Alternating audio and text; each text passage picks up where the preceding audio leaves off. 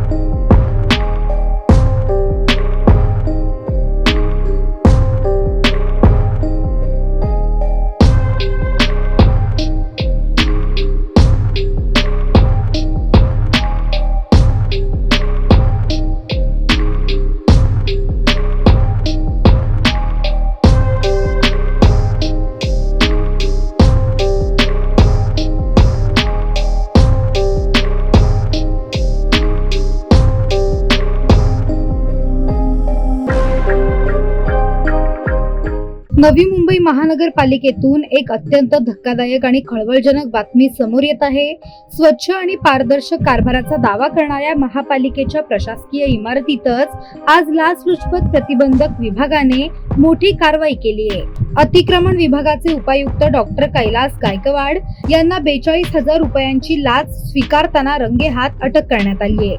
नवी मुंबई महानगरपालिकेच्या गोटात आज दुपारी एकच खळबळ उडाली. निमित्त ठरलं ते म्हणजे लाचलुचपत प्रतिबंधक विभागाने टाकलेला यशस्वी छापा. नेमकं प्रकरण काय ते पाहूयात. मिळालेल्या माहितीनुसार अतिक्रमण विभागाशी संबंधित एका बिलाचे काम मार्गी लावण्यासाठी उपायुक्त डॉक्टर कैलास गायकवाड यांनी तक्रारदाराकडे पैशांची मागणी केली होती. तडजोडीनंतर 42,000 रुपये देण्याचे ठरले.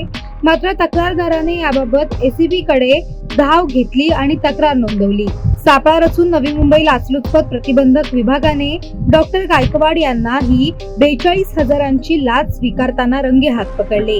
महापालिकेच्या वरिष्ठ दर्जाच्या अधिकाऱ्यांवर झालेल्या या कारवाईमुळे पालिका वर्तुळात मोठी खळबळ उडाली आहे. शंकर बाबुल, भारत न्यूज 44, नवी मुंबई.